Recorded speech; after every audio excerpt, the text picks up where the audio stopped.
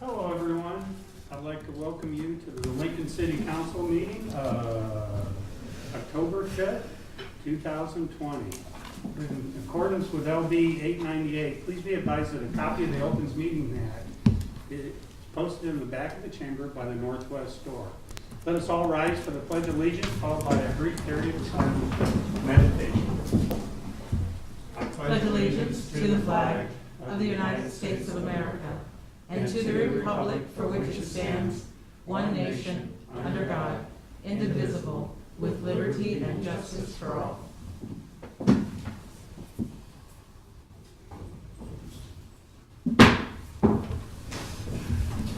Thank you, everyone. My mic on, I might be helpful there. The order of business for the City Council is as follows. The clerk will call the items listed on the agenda under public hearing. Anyone wishing to speak on an item should come forward after the clerk reads that item. The applicant and those in favor should speak first, then those opposed. The applicant may then make one short rebuttal. Each speaker should begin by stating their name, address, and whether you're speaking in favor or in opposition to the item. Testimony is limited to 5 minutes per speaker. After all the public hearings, the council will vote on the resolutions and items listed under third reading. On the second and last Mondays of the month, immediately prior to the adjournment, anybody may speak on any issue not on the agenda for that date nor planned for a future agenda. Will the clerk please call the first item of business? A few announcements here for our first item of business on today's agenda. Due to Columbus Day and Indigenous Peoples Day, the City Council will not meet on Monday, October 12th, 2020. Also, limited seating is available in the council chambers, or you may wait in the Bill Luxford studio or in the hallway until your item is called. You can enter the council chambers and then come to the podium. After you are finished speaking, you can exit the chambers through the door to your immediate left. Our first items and sections of our agenda is sections 1 and 2 on our consent agenda. Anyone wishing to address any item on our consent agenda could please come forward at this time. Those are appointments and, Yeah, but they're reappointments. all right. Okay, seeing none, we can move on. We can now vote on these items. Item 1A is reappointing David McBride and Sharon Wary to the Pinnacle Bank Advisory Committee for terms to expire April 15, 2026, introduced by Shob. So moved. Second? Been moved and seconded by Councilperson Ward. Any comments? Please call the roll. Washington, Yes. Ward, Yes. McGinnis, Yes. Raybold. Yes. Shob. Yes. Bowers. Yes. Motion carried 6-1.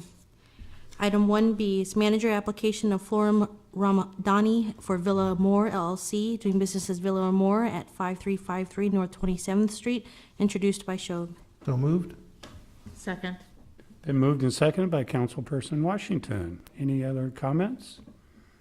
Seeing none, please call the roll. Ward, Yes. Shob, Yes. Raybold. Yes.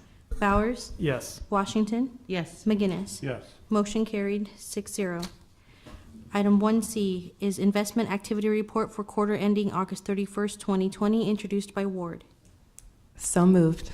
Second. Been moved and seconded by Councilperson Raybold. Any questions? Please call the roll. Washington, Yes. Bowers, Yes. Ward, Yes. Raybold. Yes. Shob, Yes. McGinnis. Yes. Motion carried 6-0. Just a correction on item 1A. I believe I called the final vote as 6-1. Actually, it passed with 6-0. Just a correction on that. Sections 2, item 2A through 2D, introduced by Shob. So moved. Second. Been moved and seconded by Councilperson Raybold. Any questions, comments, thoughts? Seeing none, please call the roll. Bowers, Yes. Yes. Shob, Yes. Ward, Yes. Washington, Yes. McGinnis. Yes. Motion carried 6-0. That ends our consent agenda on our meeting. Section 4 is our public hearing liquor resolutions. I'll be calling items 4A and 4B together. Application of Cocky's Chicken and Brew LLC, doing business as Cocky's Chicken and Brew for a Class C liquor license, and the related manager application of Sean P. Kelly, located at 5012 North 27th Street. Hi, council members. Can you please raise your right hand? I'll swear you in. Do you solemnly swear or affirm the testimony you're about to give is the truth as you verily believe it to be? I do. Thank you.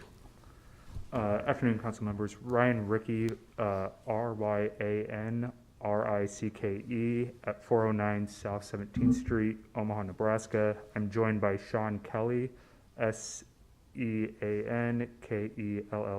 and John Bailey, JohnBailey, on behalf of the applicant, Cocky's Chicken and Brew LLC. We're happy to answer any questions that you guys may have for us.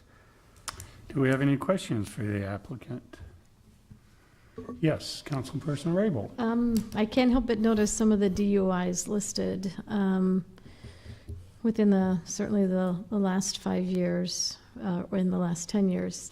Can you address how your clients have, or what have they learned from their experience? Absolutely. Are there any in particular, like for? Mr. Bailey, the DUI in 2015 and the DUI in 2012. Do you want to address? Yeah, oh, sorry. That's me. And, you know, I'm not a perfect person. I made some mistakes, but I don't drink anymore very rarely. And I learned from my mistakes and don't foresee that ever happening again. And, you know, we had the Golden Corral here in Lincoln, and the COVID kind of shut it down, and I wanted to do something different for my employees and everything that worked for me, so we opened the restaurant. We don't have a liquor license yet, so that we could keep everyone gainfully employed. And we wanted a liquor license to help with sales and for that side of town. But I have learned a lot from my mistakes and don't foresee that happening again. Okay, thank you. Okay, thank you. Any other questions? Yes, Councilperson Show. Thank you, Mr. Chair. Gentlemen, I thank you for coming to Lincoln and doing this. You're moved into an establishment where a former restaurant was, a little bit more of a fast food style restaurant. Is your format going to be similar to that, or is it what format are you planning to do? What we are is we took a twist and kind of put it like Cane's Chicken and stuff. We sell bone-in chicken, chicken tenders, fresh made sides, collard greens, mac and cheese. And we're kind of a full serve, kind of in between fast food and quick service, you know, and that side of town needed something like that. And so that's kind of the format that we're on. Thank you, I appreciate that. I was Thank you. looking at the fast food and the alcohol liquor license, and it was a little confusing for me. Thank you Right, for right, and we don't anticipate, we just want that twist, you know, to kind of upgrade and elevate the experience. We close at 10 o'clock during the evening, so we're not trying to do a bar or anything like that. We just want the alcohol for the people that do want it after the Husker games or before or something like that is kind of what we're looking for. But we are intending to 100% be a family-oriented restaurant that is good to the community and serves the community, and not a full-fledged bar. Thank you. I Thank you. appreciate you saying that. Thank you. Yeah, and as he had mentioned, I'm assuming everybody's familiar with Golden Corral restaurants, and I've been with Golden Corral affiliated for about 26 years. I'm a franchisee. I have 7 locations across the United States, and I have one outside of Omaha. So to Tony's point about, sorry, he goes by Tony, so sorry. To his point is, you know, we're very family oriented. With the COVID, it was, you know, one day I looked around and it's like, listen, we need that drive-through window, you know, and I was just on a call with the FAC with Golden Corral saying, you know, how the quick service is up 30-40% in these areas. So we said, hey, what can we do? And we found the opportunity to go that side of Lincoln. And so he said, great. And we said, like he said, a little twist. And we think he said, you know, it's not being a big bar or what have you, but it's more, hey, someone comes in, they catch the game, they get the tenders, maybe they have a drink, beer, or whatever with their meal, and that's about it. Okay? You fine? Any other Thank you. questions? Seeing none? Yes. Well, I was hoping to have Tanya's staff come down and explain And maybe my colleagues on the ILC can answer this. If there's a DUI, is that an automatically show cause hearing in front of the Liquor Commission? Not think we- necessarily, Okay. but the second one might trigger it. Okay. We have someone coming down. Are you done with our applicant? Do you want to? Yes, I am. Thank you. Okay. Yeah, thank you. Go ahead and have a seat. Tanya Peters, Assistant City Attorney. It's my understanding that they will have a show cause hearing on this one before the Liquor Commission. Okay, so it doesn't matter if we vote yes or if we vote no, it'll just automatically have a show cause. Correct. Okay. All right, thank you very much. Okay. Any other questions? Anybody else like to come forward to speak on this item? Seeing none, let's move on. I'll be calling items 4C and 4D together. Application of Lincoln Children's Zoo doing business as Lincoln Children's Zoo for a Class I liquor license, and the related manager application of Sean J. Tuvey, located at 1222 South 27th Street. Raise your right hand. Do you solemnly swear or affirm the testimony you're about to give is the truth, as you rarely believe it to be? I do. Thank you. John Chapo, 2340 Stockwell Street. Appreciate being here today to visit with city council members.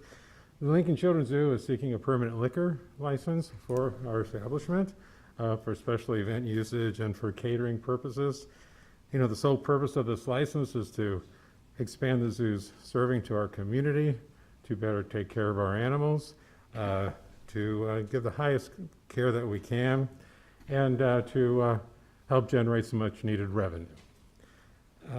We have worked extensively with Lincoln Public Schools in working out details. The city, police, fire have been at the zoo. We have licensed staff members. We are very thorough. We have been serving liquor at the zoo for special events for decades and have never had any kind of issue whatsoever. And what can I say? That was that. Thanks for coming down, Mr. Thank you. Chapo. Do we have any questions? Yes, Sandra. Good afternoon, Mr. Chapo. Thank you for coming down this afternoon. I totally understand the desire for another way to increase revenue at the zoo.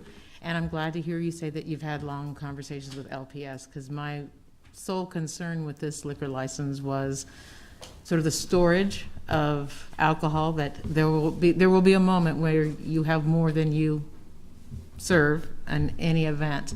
And I just wanted to make certain that there were Loctite security on that alcohol so that no interested minor I might find it. definitely respect your concerns and definitely concur with those concerns. Our team we have a storage facility in the basement of our administration building that is nowhere near Lincoln Public School students, nowhere near any of our summer classes, camps, or anything like that. Any youth is purely for the adult administrative office area. It's a secured building besides the room being locked. So you'd have to have lots of access to get all the way down to this. So there's never any youth or zoo school students, science focus program students, I should say, in that area. That sounds fantastic, and you've alleviated any concern I had. Thank you. Anybody else have any other questions? Thank you for coming down. Thank you. Is there anybody else who'd like to come forward and speak on this item?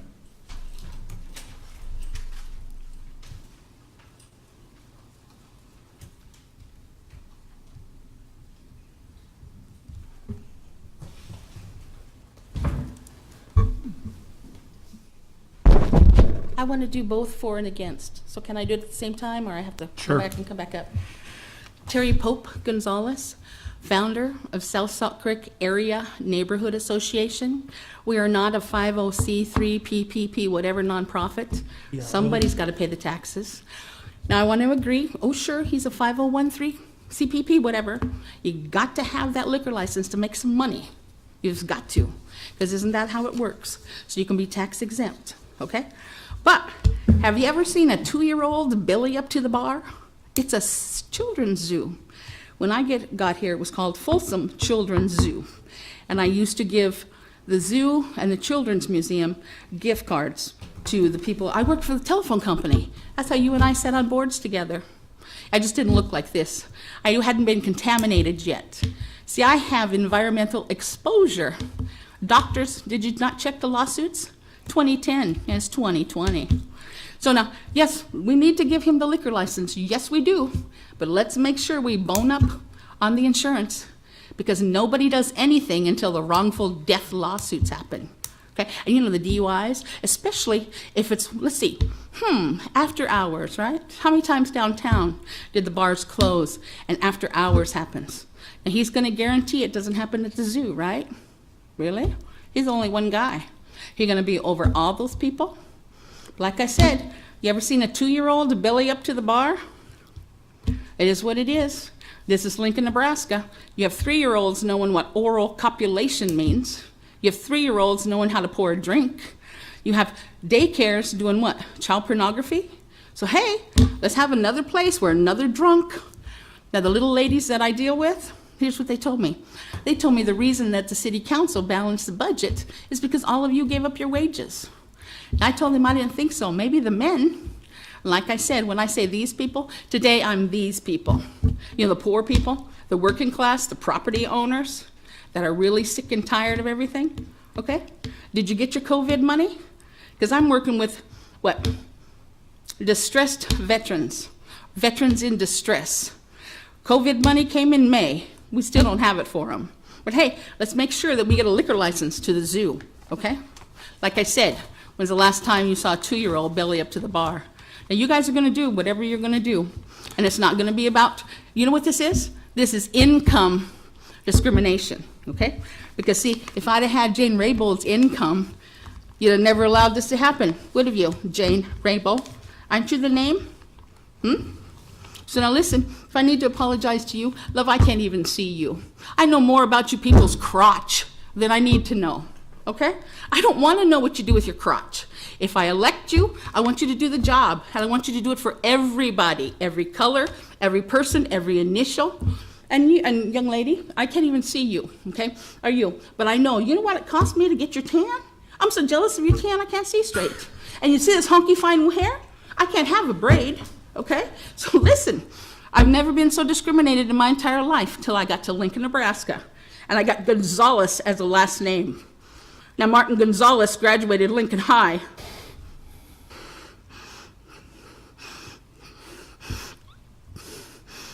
In 1971, and he's a veteran in distress.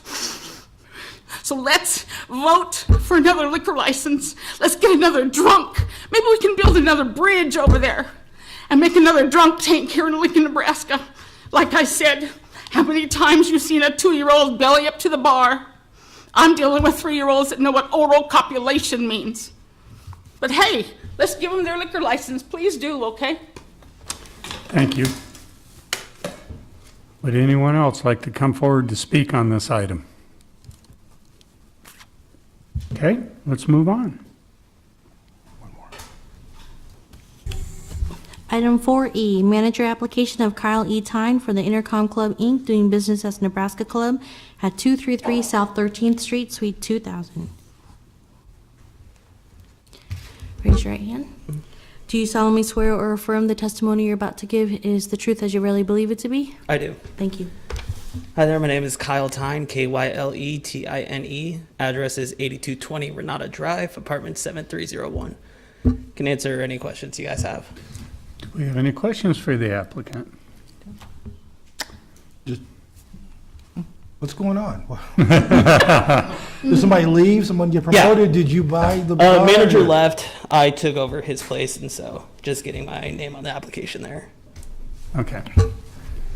Thanks for the explanation.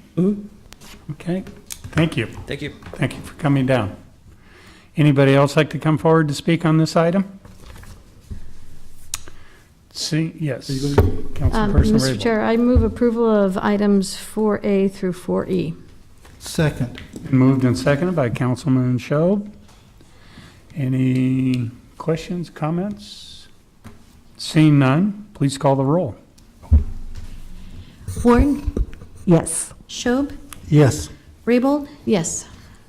Washington, Yes. Bowers, Yes. McGinnis. Yes. Motion carried 6-0. We're done. Thank you.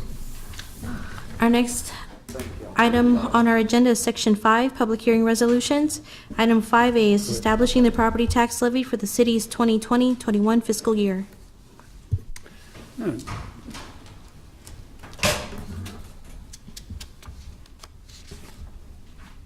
Hi, Brandon Kaufman, Finance Director for the city. So today you have the resolution to set the tax rate for the city.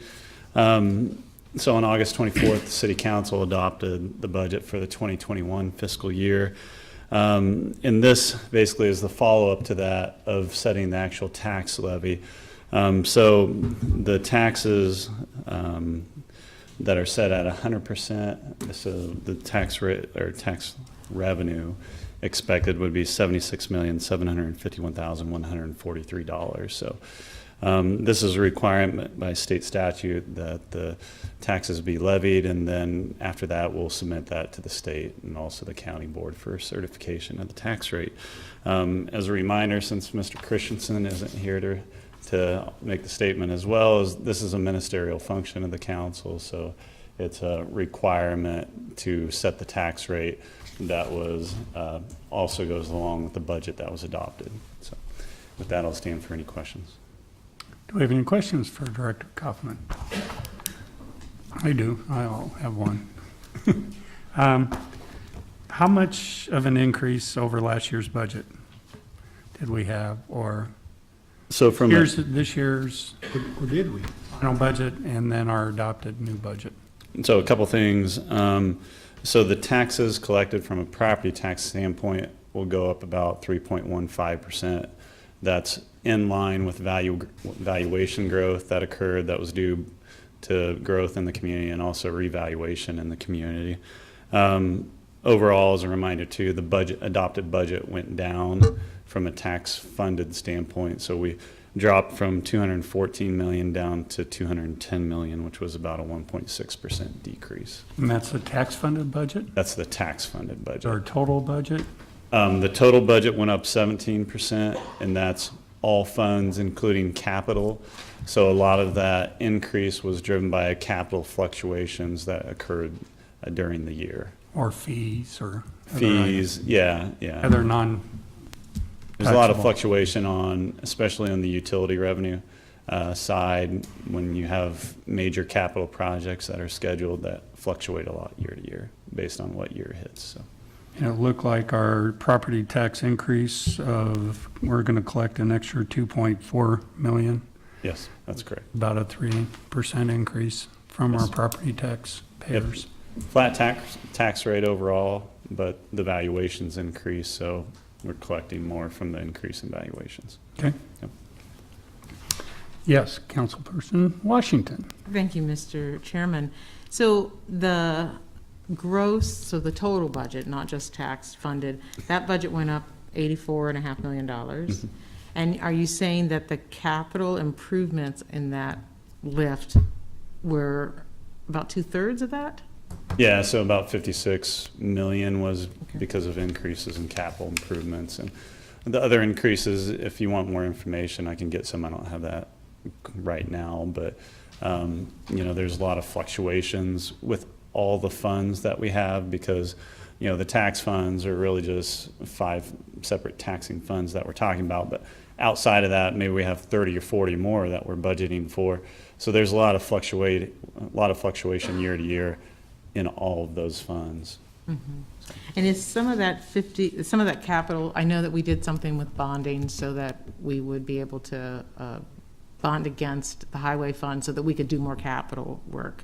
And is that in that 56? Yeah, part of that, so that'd be about a 10 million increase for the highway allocation bonds for Yep. year one. And then, there's fluctuations for capital throughout. There's some major projects on the water side due to redundancy with the flooding issues that we had experienced. So there were some major increases on capital on that side as well. Good. Yeah. Okay, any Thank other you. questions? Seeing none? Yes, Mr. Chairman, sorry to Councilman interrupt. Show. Mr. Kaufman, thank you. You just mentioned the flooding we had 2 years ago and some of the capital improvements we're doing there, and some of those are repair. Most of those are reimbursed by FEMA? Do I remember that incorrect? I I can't understand, say yeah. all of the projects, but, you know, the projects that are FEMA related, I believe that's about a 75% So that's some of the reimbursement increased there. cost, yeah. Yeah, Okay, probably 2 to 3 years later, so, yeah. thank you. I appreciate you thinking. My memory's a little fuzzy on that one too. Thank you. Any other questions? None? Thank you, Director.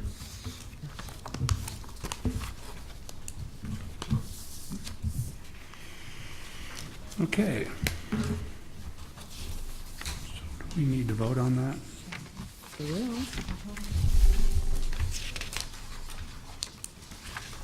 do you want to? We can vote on this item. Okay, item 5A is establishing the property tax levy for the city's 2020-21 fiscal year, introduced by Shob. So moved. Second? Been moved and seconded by Councilperson Rabel. Any other comments or questions? Seeing none, please call the roll. Washington, Yes. Shob, Yes. Raybold, Yes. Ward, Yes. Bowers, McGinnis. Yes. Motion carried, 6-0. Thank you. Okay, let's move on to public hearing.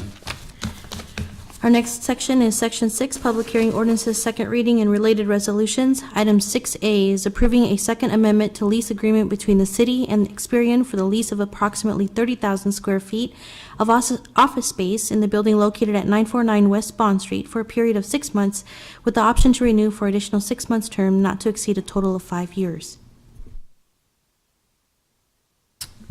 Thank you, Director Elliott. Thank you. Liz Elliott, Director of Lincoln Transportation and Utilities.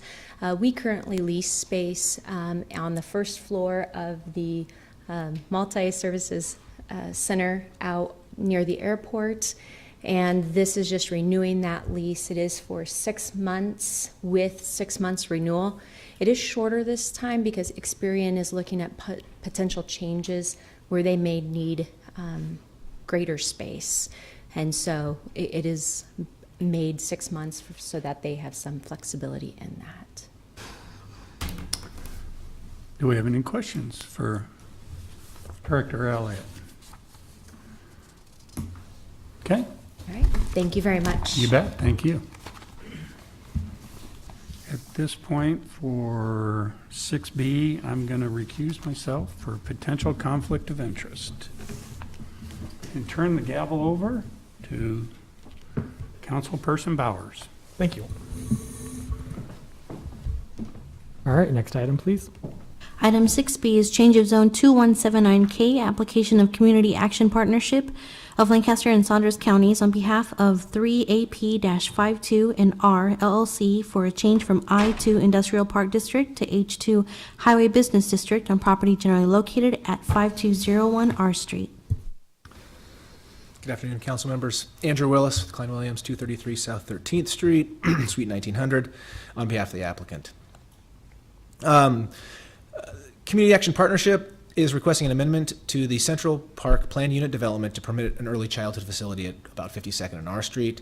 In connection with that request, we realize that there's some the zoning in the adjacent properties is I-2, industrial zoning in the middle of town. Under the zoning ordinance, an early childhood facility can't be within 300 feet of an industrial zoning district. So we made a request to change that 300 feet to H2, which is, it'll end up being the same use as no changes in the use. The planning department looked at that and said, well, there's industrial zoning in the middle of town, probably not the best, and they've actually proposed to get rid of that entire small pocket of industrial I2 zoning, and it would change to an H2 zoning district, which is really compatible with the rest of the property around that district.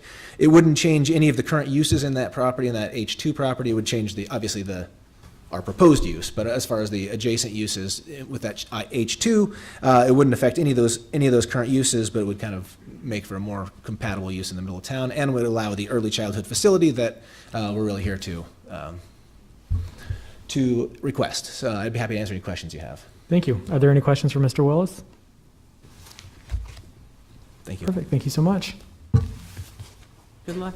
All right. Would someone like to call back our colleague?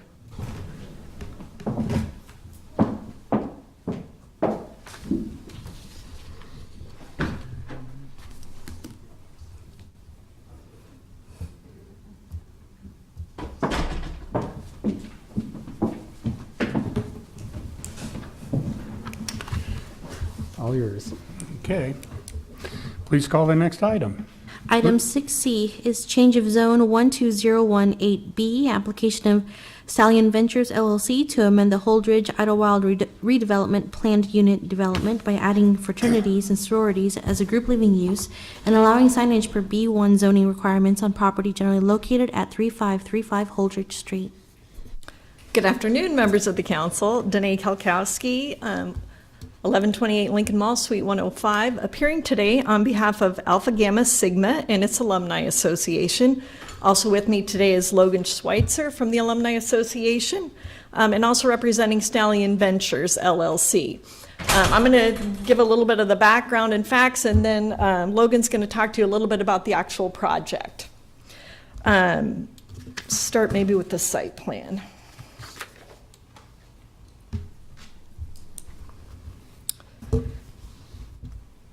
So the area that we're dealing with on our applications today are out by East Campus on the south side of the street. We've got two buildings we're calling the East and the West building.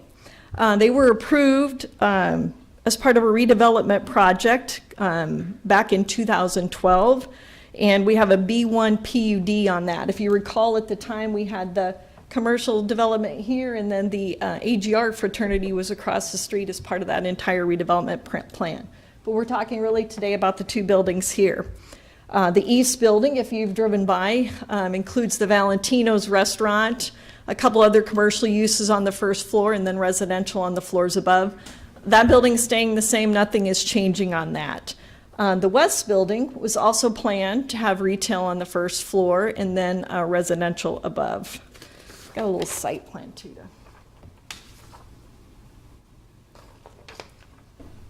So the picture on the bottom is the East building. So the Valentino's is down there on the corner with some of your other uses, and then the West building is up there on the top. So they look familiar if you've driven by Holdridge Street.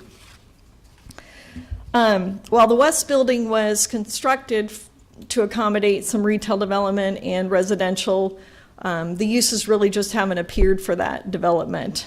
Meanwhile, we have a fraternity down the street at 4001 Holdridge Street, the AGS fraternity, or Alpha Gamma Sigma, and they're outgrowing their space. So AGS and Stallion Ventures have entered into a purchase agreement to purchase the West building and convert the West building into a new fraternity location for the AGS house. So the applications in front of you today, we have two amendments to the existing B1 PUD. The first one is to allow fraternities and sororities as a permitted group living use in this zone. And then the second is basically to clarify for the B1 zoning that the B1 zoning, the signing under the B1 zonage would apply to all uses within the B1 PUD. So the signage for the building would still meet the B1 zoning standards. Planning Department has recommended approval of the application, finding that this use continues the mixed use nature of the PUD. They also found that there wouldn't be any negative impact to the surrounding neighborhood. The current plan provides sufficient off-street parking. In fact, it's an improvement in parking for the fraternity. And so we're not asking for any changes or adjustments with respect to the parking. Two neighborhood meetings have been held to discuss the project. A Zoom conference call with the East Campus Community Organization Board of Directors under President Paul Johnson's leadership met and approved unanimously the PUD amendments. Second Zoom meeting, we're getting pretty good at those these days, was held on August 26th. And that included everybody within that 200 feet range. Lots of good questions from the neighbors, but no neighborhood opposition expressed. These items were on the consent agenda at Planning Commission and received approval there.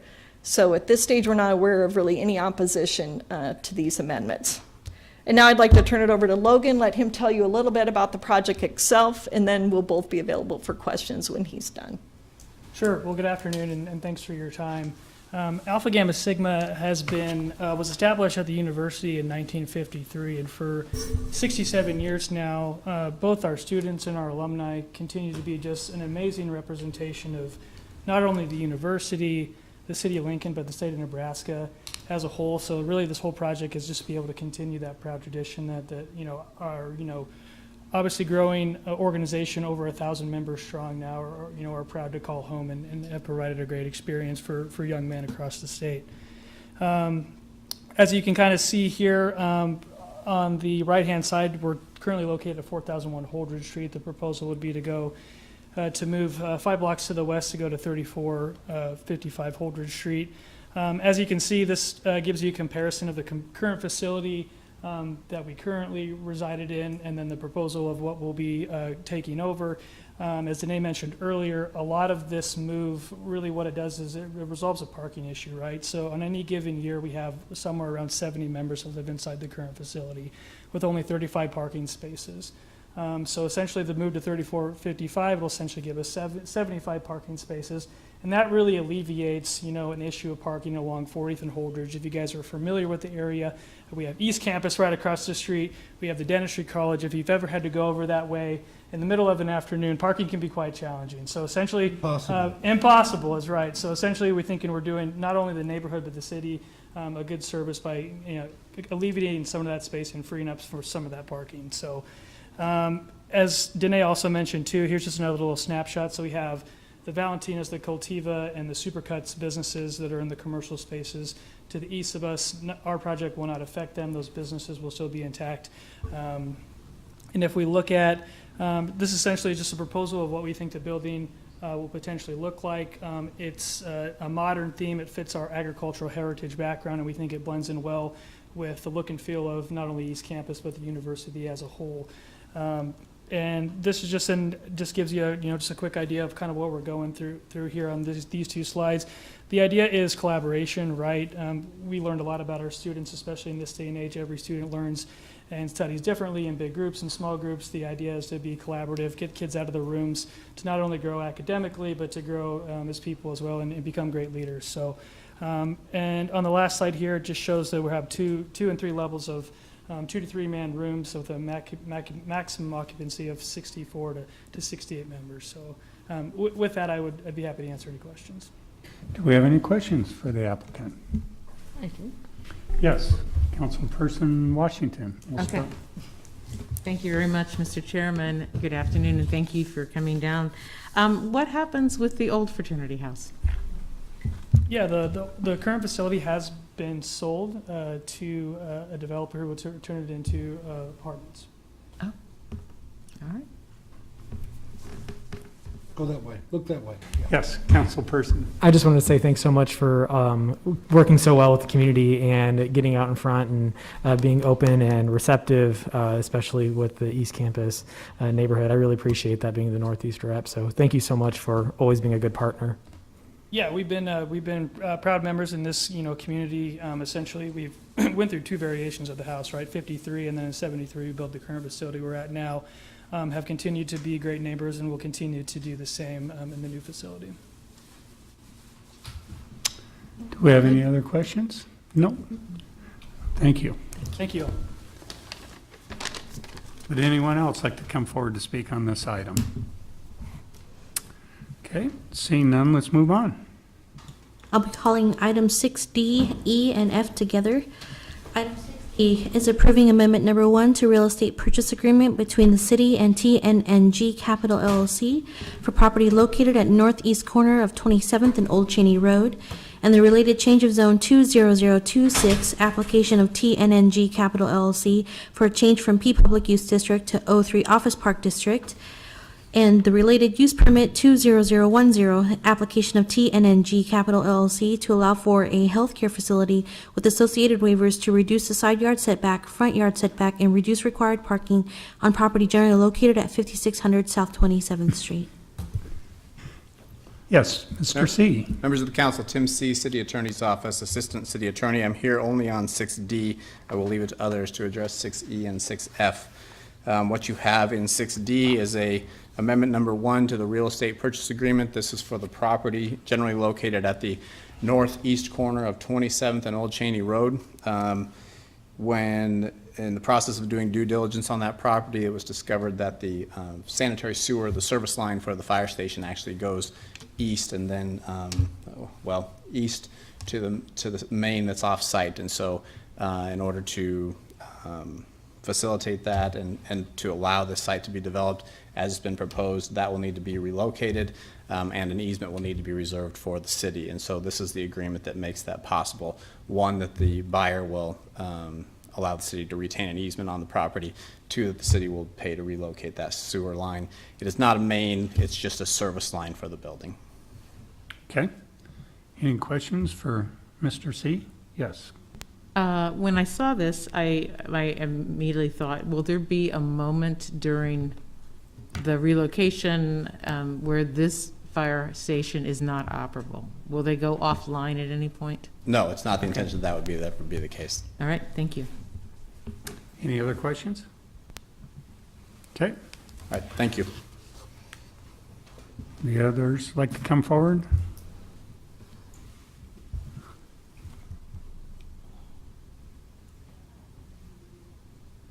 Dan Marvin, Urban Development. I can speak to the other two. This is a continuation of what we had talked about months ago when we brought the purchase agreement to you, the change of zone. All of those items were taken through the Planning Commission on September 28th. They were voted 7-0. There was nobody in opposition to this, and it went very smoothly. Any other questions for Dan? Director Marvin? Dan works. Does the applicant like any? Okay. I think this is pretty cut and dry. Anybody else like to come forward on this item? Seeing none, let's move on. I'll be calling items 6G and 6H together, amending Chapter 10.14 of the Lincoln Municipal Code relating to rules of the road by amending Section 10.14.250, speed regulated, by repealing Section 10.14.260, arterials adjacent to schools, reduce speed in its entirety, and by amending Section 10.14.265, passing in school crossing zone penalties to remain consistent with school zone standards, and repealing Sections 10.14.250 and 10.14.265 as hereto existing.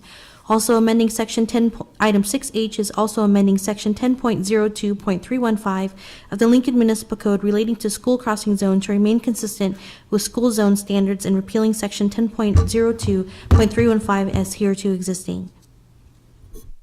Yes. Good afternoon, Jessica Karakoff from the City Law Department. Could you talk a little closer to the Sorry. mic? Or, Jessica or move the Karakoff. mic up a little bit? Jessica Karakoff Yep. from the City Law Department. Yay. The Transportation and Utilities Office asked us to take a look at this to conform with some new or some federal standards on school zones, changing it from school crossing zone to a school zone, and working on a definition for the signage that reads when children are present and what that would mean as far as enforcement goes. So we did some research and came up with some language working with LPD that we thought would be workable for enforcement in those areas. Do we have any questions? Yes, Councilperson Bowers. I just have two questions. I guess can you provide a little bit of information about how it came to alter these specific ordinances? How did that come about? I think maybe Director Elliott can answer that better than I. Yes, thank you. Liz Elliott on behalf of Lincoln Transportation and Utilities Department. As we previously presented to council members, the changes that we are undertaking for school zones, which is to be consistent with some of the national practices that are going about. And one of the biggest changes was the reduction in speed zones. And what that signage now says is when children are present. Our current municipal code does not cover that. It just says speed limits are reduced. So we wanted to have our municipal codes be consistent with the signage and the new school zones that we will be having. And so that's what prompted this. And as we kind of looked, we wanted to make sure that this municipal code was consistent with other codes that are being enacted or have been enacted for a number of years across the nation.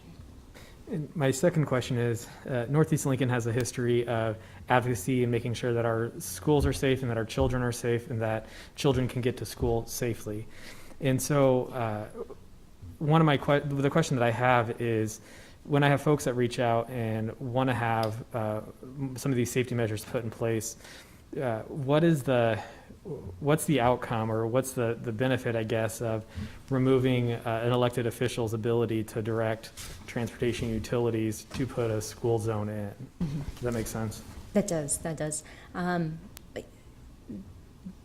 When it comes to traffic control measures in general, but in particular with school zones, there's a lot of studies, research, and based on engineering principles, they have developed best and standard practices. And ultimately, what we're trying to do with these new school zone study and the standards that we're implementing is to follow those best standards. And it's not necessarily taking away power, but these new standards do give us guidance in order to make sure that we are creating the safest environment possible for people to get to and from the schools, and to make sure that we are consistent so it's easier for drivers to recognize these school zones. They can anticipate them, and the research has shown that helps create safer environments for getting to and from schools. So that is our ultimate goal here, is to create the safest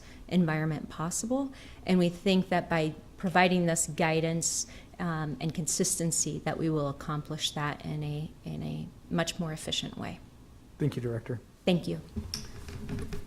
Councilperson Washington. Thank you, Mr. Chairman. Director Elliott, these changes mean that drivers are going to have to pay attention to new signs and new rules of the road. And I think that as much as I love living in Lincoln, sometimes our habits mean that we're not paying as close attention to signs. We just think, it's what it is. We just keep going. And when the speed drops, so I have some concern about public education. So I'd like to, would you tell me what kind of measures you're going to take to get the word out that speed is changing and the zones that are changing? So what it means. Yes, absolutely. And part of this is us soliciting help from you guys. For example, Councilman Bowers, we did do at one of his open houses, or his quarterly meetings or monthly meetings, we did come in and give a presentation. So we're trying to do those kinds of outreaches where we're actually going out to present. We have done a number of kind of little short PSA videos that we've put on our websites and our social media to try and get out there. We've also shared those with Lincoln Public Schools so that they can also assist us in getting that out there. We're continuing to work on some messaging, and hopefully we'll be able to do some PSAs, especially as we really start to get the signage out there, and make sure that everyone's aware of it as well. And it has been a partnership with Lincoln Police Department and the Law Department as well in kind of getting this out. So we will continue to do this, because this is not going to be a change that happens overnight. And we do know, along with everything, that there are those growing pains. So if there are opportunities for us to get out and talk to your constituents, we would love to do that. So please keep us in mind if you do have an upcoming event. But we're also working on the messaging through social media, through the school districts, that kind of messaging. Thank you. Anybody else at this point? I have a couple of quick questions, and I don't know, clarifications. You had presented quite a list of items and changes that at our pre-council the one time about these school zone crossings, and I don't see some of them in here. Are we only adopting a few of them, or because under your old law it said any property, any roads adjacent to shall become a school zone? Right. The Lincoln Municipal Code is just very limited to the kind of road enforcement. And so we tried to keep it in that. I would need to pull up, I believe how we've written it on that. I don't have it here. Is You've taken out the school crossing and just added, Right. and added zone. And just Changed- added zone. That's just to keep the language the current modern language, there was some conflicting between, sometimes we would say school zones, sometimes we would say school crossings, and these would apply for any children that are that are present in a school zone, that's the streets that are adjacent to that particular school. So any property owned by LPS is considered a school zone? No, what we would be doing is we are following the Lincoln Municipal Code definition of school on that. So the administration building, that would not be considered a school zone. And so it's anything that would fall within the city's definition of school and that facility. And that includes public and private? That does include public and private. After we met at the pre-council and that question was, what is a school? We did go back and looked at both the state statutes and Lincoln Municipal Code, and we've decided to go with that definition on that, which does cover, we added 2 additional schools to our list as part of that decision. And so that's the direction that we're going after the very helpful feedback that we received meeting with all of you, which really was helpful because that we needed to clarify that and know what we meant by that. The school zone timing would be only when there's children present? That is correct. If they're all inside the school, it won't be considered a school zone? That is correct. It is only when there are children present in that area. Now that expands it a little bit because most of us are used to those particular hours immediately before school starts and immediately after school starts.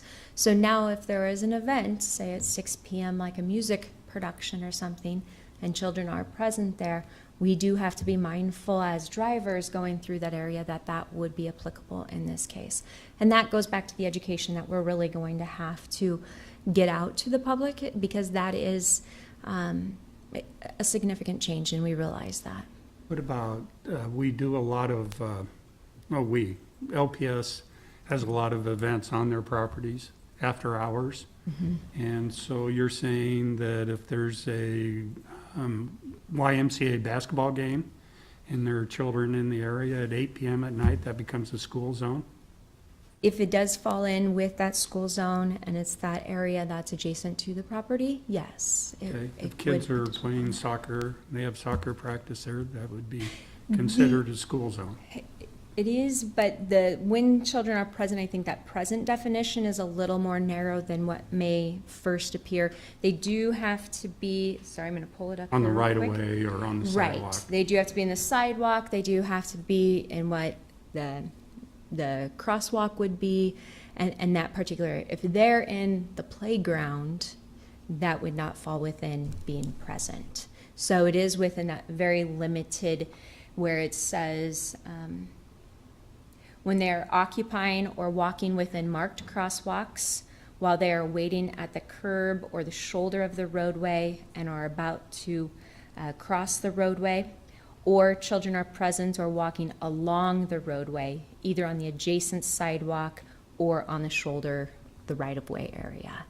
So it's only within those immediate locations, but if they're off in a playground or they're up at the front of the school building, that would not constitute when present. It really is to protect those that are closest to the streets. And these will be marked with signs? Yes, they will be marked with signs. So all the way around the school, all the way around Northeast, on all the roads that touch Northeast School? Right. Will be a school zone?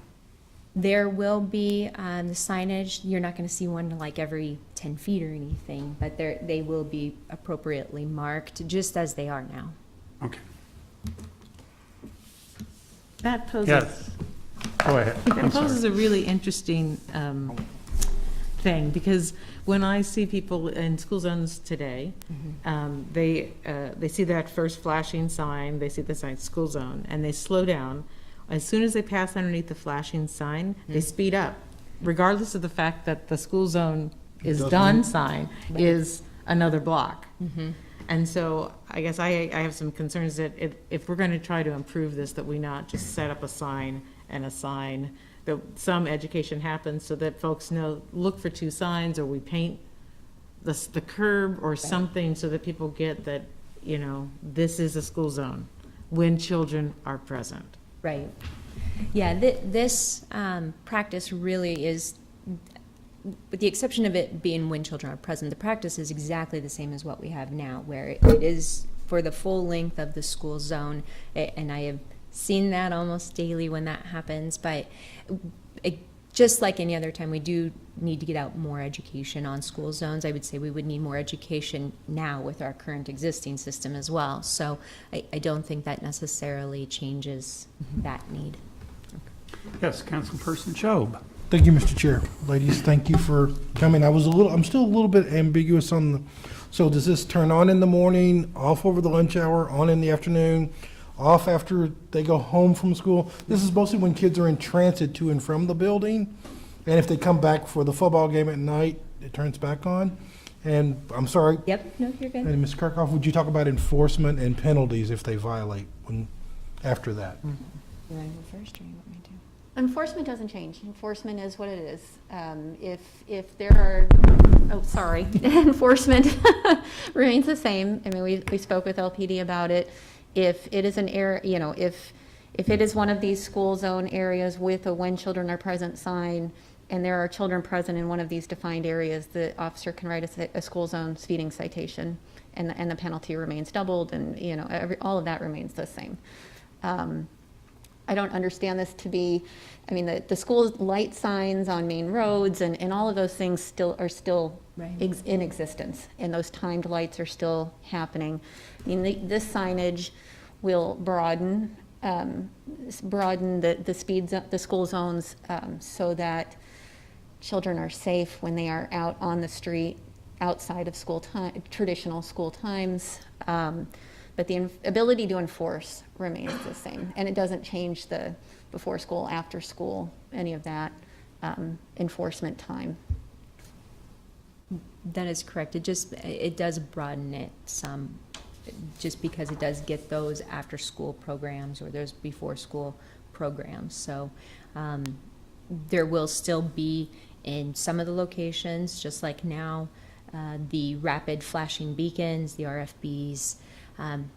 Just like now, not all of those will have those flashing lights, but they will still be in some. Others will just have the traditional signage that we see, but it will require drivers to be a little more alert, which is what ultimately leads to everyone being safer, is when we're all paying more attention. And so this will hopefully help with that, but it also keeps the students safer outside of those school hours as well for those special events. I appreciate that. I have a little concern, but I look forward to your education program, and I'd like to help.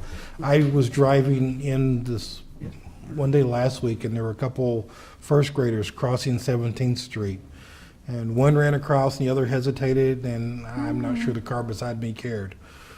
And it was a little, I'm concerned, and I'm excited. We're going to try something new, but I really look forward to the education program. Agreed. Nothing. Thank you for coming down. Thank you. Thank you. Would anybody else like to come forward to speak on this item? Seeing none, we can move on. I'll be calling items 6I and 6J together. Item 6I is suspending portions of Chapter 5.04 of the Lincoln Municipal Code, alcoholic liquor, during the current emergency to allow for special designated licenses to be approved on the day of a Nebraska home football game. And item 6J is suspending portions of Chapter 14.32 of the Lincoln Municipal Code, special events ordinance, during the current emergency to allow special events to occur on the day of a Nebraska home football game. Yes. Hello, Tanya Peters, Assistant City Attorney. Yay. Before you are two proposed ordinances.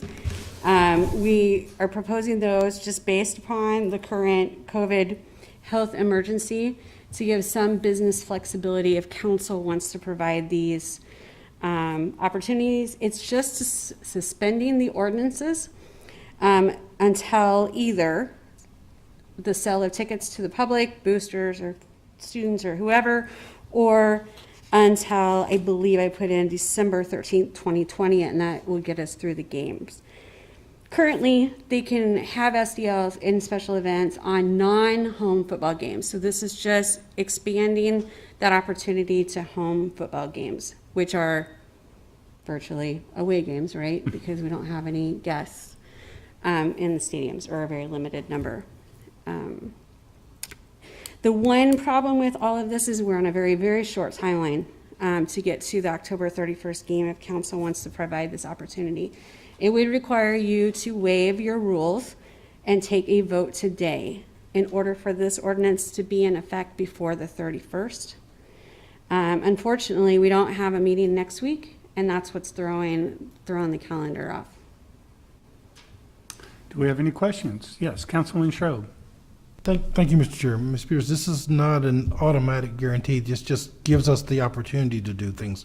Right. And that'll still be on a case-by-case basis? Correct. Most of these are gonna, if something is brought forward, will be on city property, like a sidewalk or a street. All of those would still come to council just like they normally would. Still have a public hearing? Still have a public hearing. If you approved an SDL or and let's say that the rules change and they decide to allow guests, we have it built in that the city clerk, because of timing, can revoke a permit if it's necessary. Let's say we give it a try and it doesn't go very well, right? We can reconsider this. And what I would see if this happens, it'll probably come in waves, in that you'll get a group on October 19th for an SDL for the 31st game, and then we'd have another group come in November, assuming that weather holds out for us to be able to do anything, or assuming that people even get organized to do something. We currently only have one special event app right now. It's very, very, very broad. I believe they are working on narrowing it to a couple streets with small SDL areas, just to expand their current outdoor seating. So it wouldn't be like a huge street party, but just a little bit bigger sidewalk cafes. Thank you. Okay. And you said these SDLs are one time only? One time only. 1 week only? One day, pretty much. 1 day? Yeah. Because right now, you could have an event on Friday night before a home game. It would still come to council because it's on a public street, right? But this would just allow them to have it actually on a game day that is considered a home game for our ordinance. Right now, there's currently a prohibition. If there are people in the stadiums, they're not allowed to have one. You said Right. guest. You referred to it as Right. guest, yeah. Yeah, And if bodies in the stadium. If that And there's many reasons for that. I mean, traffic, controlling the overconsumption. No matter what we do on this, I have to tell you, the bridge is like at 50% occupancy, so we have like 8 or 9 people we can put in the bridge. The jail's occupancy, I'm assuming, I haven't ever called, I'm assuming it's down because of spacing for COVID. So we got to think about these resources, obviously our hospitals. So we have to, whatever we do, if we do anything, it has to be in a controlled manner so that we're providing a safe environment for those that are attending. Yes, Councilperson Washington. Tanya, so we're talking about 4 home games.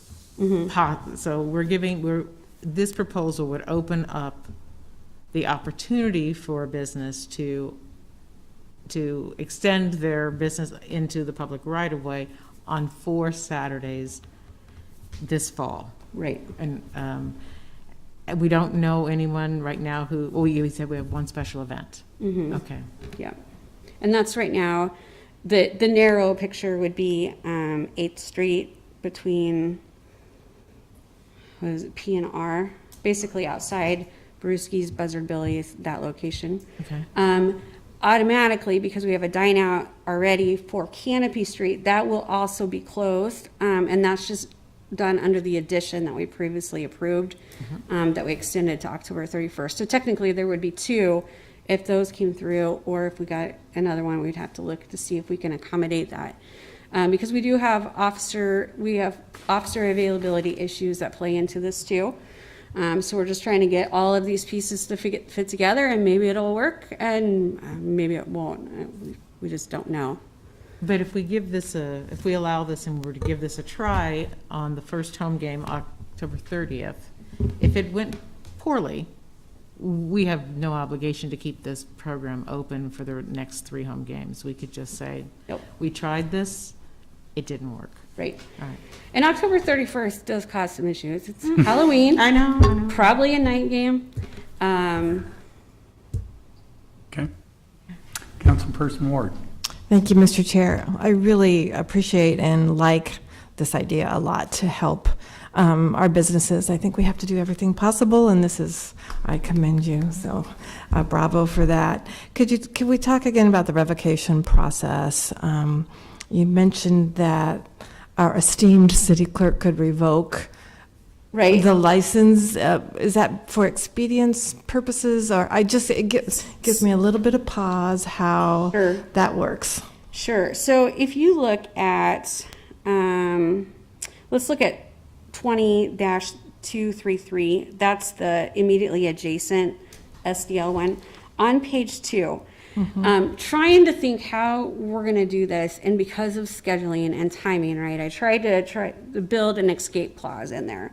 So if we don't have compliance with the Lincoln Municipal Code, the Liquor Control Act, directed health measures, or any other limitations necessary for health, safety, and welfare, the city clerk is given power to revoke or deny a special designated liquor license. My thought is, if we have the chief of police or the health director coming back and saying, look, we have a situation that's out of control, our officers are in danger, the public's in danger, or the health director comes and says, look, we have a COVID hotspot here, right, that there's not social distancing, they're not sitting down, or whatever is required. That if we don't have time to bring it back to council, the city clerk could be given direction from one of those directors to do a revocation. I don't think that's going to be the situation, because we're not going to know, right, until the first game, and we won't have approved the next one at that point, just on timing. So, but I don't want to have it where there's no ability to pull it back if we have a situation. So. Yeah, I want somebody, somewhere to have that ability to pull it back. I'm just wondering if it should be the council, or how I understand the timing issue, or should it be, I just think, again, not to take away from our formidable clerk, but just given the circumstances of, could it be COVID, could it be other issues, late at night, how does that work? At any point in time, under the special events ordinance, if we have a situation that is out of control, law enforcement does have the ability to shut the street down, the events that are occurring on the street. We have that right now. I understand that, but I'm talking about the permit itself. I mean, the SDL. Yeah. Yeah. To revoke that. So anyway, maybe we can think about that between now and, I don't know. In a few minutes. Right. Yeah, right. Right. It gives me some. I think you can give her some direction as to your expectations. Yeah. Unfortunately, timing-wise, advertising, that's where we're running into. Like, I had this very complex calendar of the SDL calendar with the state and ours, and trying to make all of this work. I don't foresee that to be the case, and I wouldn't want Sony to be put in that situation. That's what I'm trying to avoid, yeah. But you could certainly change it to, normally I would not say the chair of the board, just because you're more of a legislative body, but you do have judicial authority. You could delegate it to the mayor, you could delegate it to one of the directors, if you wanted to do that, and remove Sony from that situation, or the city clerk from that. So, those are easy changes. Thank you very much. Councilperson Shob. Thank you, Mr. Chair. I want to follow up on it just a little bit. When we're talking about the clerk revocating, it's in process right now and it's a disaster. The clerk can say you're done type revocation? Well, no. I mean, in theory, if we have an event on the 31st and something is out of control, the police already have authority to close the event down under the special event. So what would the clerk be revoking? It would just be like maybe the next one by that applicant, had you approved it, depending on when they came through, something like that, where we couldn't come back to council. And honestly, I just put something in there to have it in case we needed it, not that I was expecting to actually have to use it. Okay, second I question. try to think through all these different. Every scenario. Mm. So we're talking about, I don't remember how many games the team may play this year, but the rule is now that you cannot have an SDL when there's a home game, and that's what we're talking about waiving. If it's an away game, they could already do that, and they may currently do that. We're not addressing that. Right. So it could be more than 4 games. It certainly could be more than 4 games. We don't usually get very many events football related on away games. That's the historic.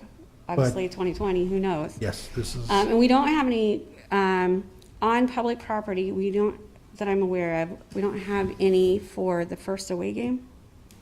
We have 2 applications, one from Tipsy Tina and one from McKinney's for the first game.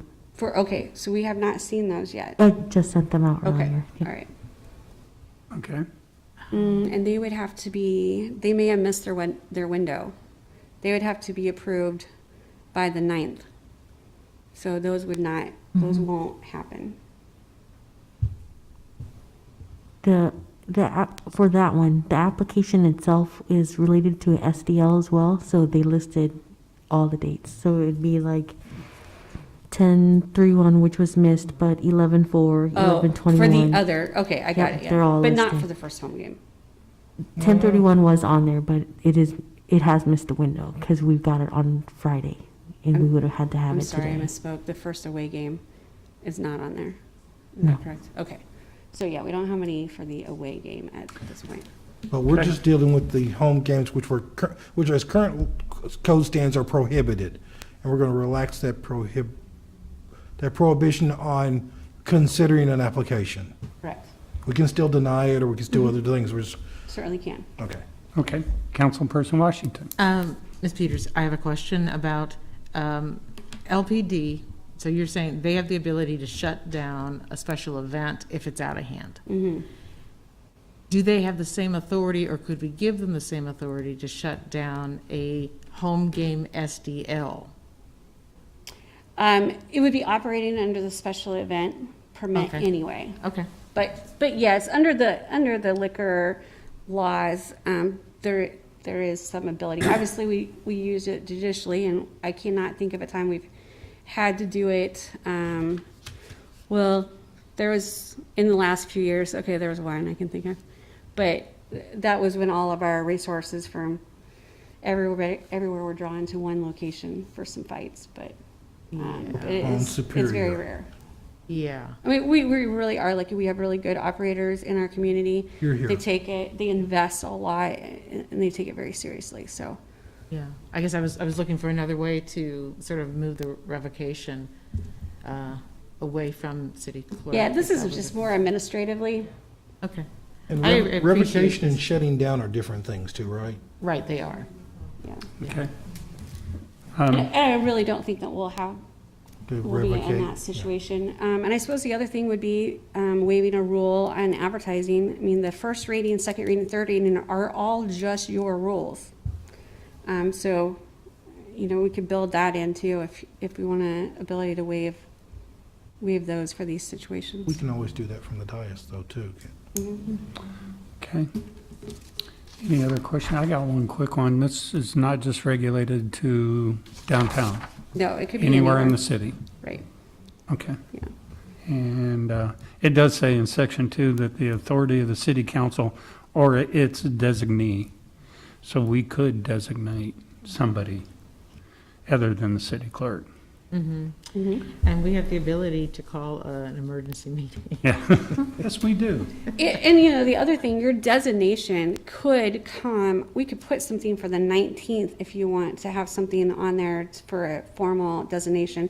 Right now, we're just trying to get suspension, this ordinance in place, if you want to do that, and the 15 days to run before that Next October meeting. 31st game. So we can certainly make some changes on that 19th meeting. Obviously, we need to know ahead of time, but we can make some other changes. We'll work on that. Okay. Anybody else would like to come forward to speak on this item?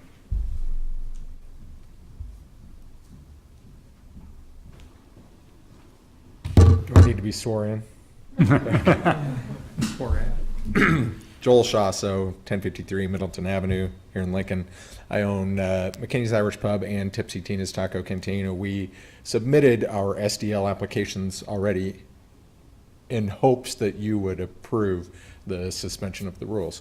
The biggest thing for us is the public safety part of it. People are going to come to Lincoln. In monitoring social media, people are going to come here for the home games, even though they can't go to the games. And we need to be able to social distance and do the best that we can with that. And being able to flow into the street, we would have tables and chairs for every person. It's not just going to be a free-for-all where everyone would be in a confined area. We would have tables and chairs for people to sit at and enjoy themselves, in addition to our inside spaces. I know that the revocation thing was kind of a big issue, and I can probably put your minds at ease on that a little bit, and that we had the street shut down for St. Patrick's Day right before everything was happening. I got a call the day before the event. I had purchased $20,000 worth of liquor for that event, and we Got revocated. called it off. Yeah. So it can be done and has been done, and probably will be done in the future if we're in emergency situations again. It's more just so we have extra space to accommodate the people that are coming to Lincoln. Okay. Any questions? Any questions? Thank you for coming down. Thank you.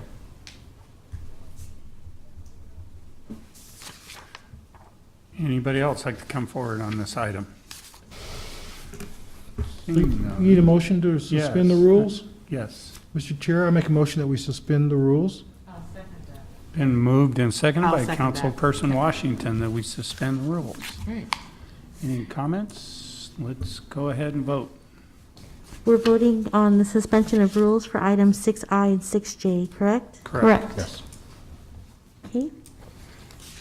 Washington, Yes. Raybold, Yes. Schob, Yes. Ward, Yes. Bowers, Yes. McGinnis. Yes. Motion carried, 6-0. Now, let's have a motion to approve. I move we, Sonny, do you want them each one individually, or can we, I make a motion to approve 6I and 6J? I would have to read each item separately, but these were also introduced by Schob. Oh. So So moved. Second. Been moved and seconded by Councilperson Raybold that we approve 6I and 6J. Just Let's just do I by itself? and Yeah, then do let's that? do it one at a time. first. I will read 6I again into the record before voting. Suspending portions of Chapter 5.04 of the Lincoln Municipal Code, alcoholic liquor during the current emergency to allow for special designated licenses to be approved on the day of Nebraska home football games, introduced by Schob. Again, so moved. Second. Been moved and seconded again.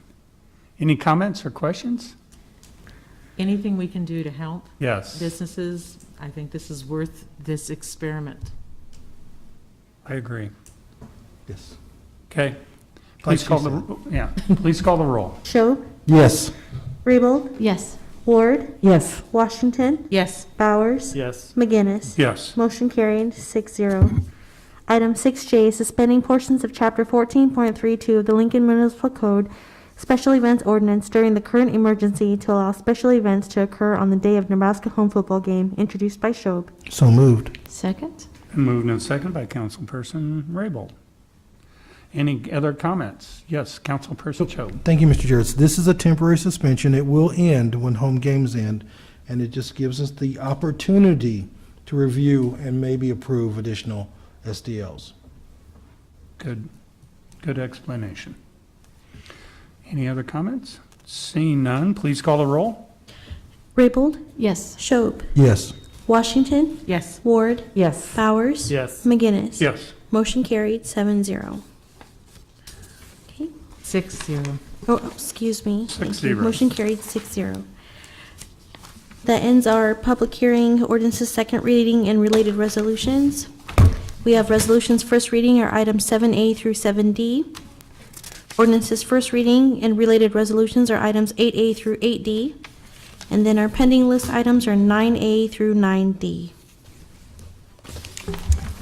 I move we adjourn. Mr. Chair, listen to Ms. Raybold. Been moved and seconded by Second. Councilperson Washington, that we adjourn. Please call the roll. Ward? Washington? Yes. Bowers? Yes. Raybold? Yes. Schob? Yes. McGinnis? Yes. Motion carried 6-0. We are out of here.